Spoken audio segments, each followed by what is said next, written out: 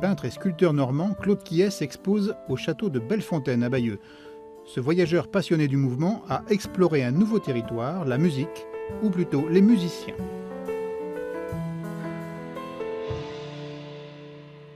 Pas mal de tableaux sont sur le thème de la musique, du jazz.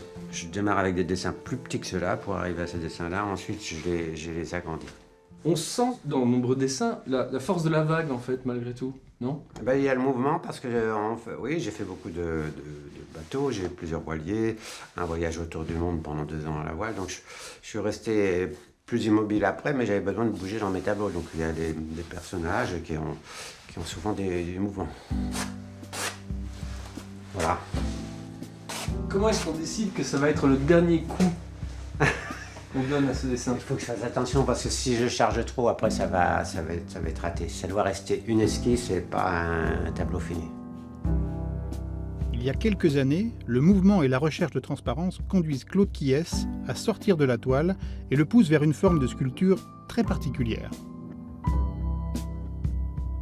J'ai utilisé des tiges de métal plutôt que du plâtre, de la terre à modeler ou bien de la résine. Parce que j'avais envie que mes sculptures restent transparentes comme mes dessins.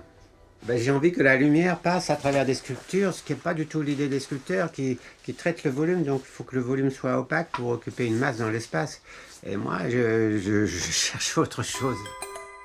Autre chose comme ces sculptures en mécano, qui, agrandies, sont maintenant exposées dans le monde entier. Voilà les plaques. Ça, c'est la matière première. Exactement.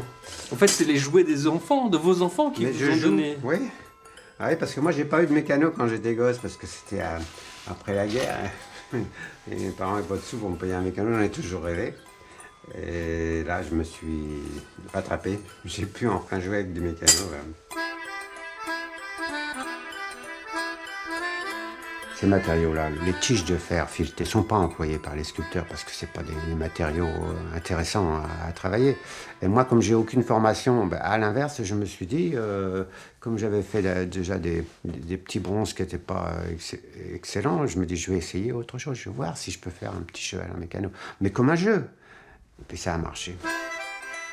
Des chevaux comme ça, aujourd'hui, vous en avez vendu, il y en a qui sont exposés ailleurs qu'en France? Le bleu en plus grand est à Madrid, le plus grand de tous est en Chine, à Shanghai.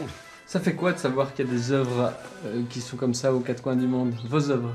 Ça m'amuse, je trouve ça sympa parce que je ne suis pas spécialement connu dans la région, mais il y a des gens au bout du monde qui connaissent mon travail. Donc c'est pour un artiste, se dire quand même, c'est un petit peu de reconnaissance. Et j'ai pas fait des trucs avec du mécano, des jouets de gamin, c'est quand même des sculptures. Alors si vous êtes dans la région et que vous ne connaissez pas encore Claude Quiès, rendez-vous au château de Bellefontaine à Bayeux pour découvrir une partie de ses œuvres jusqu'au 21 octobre.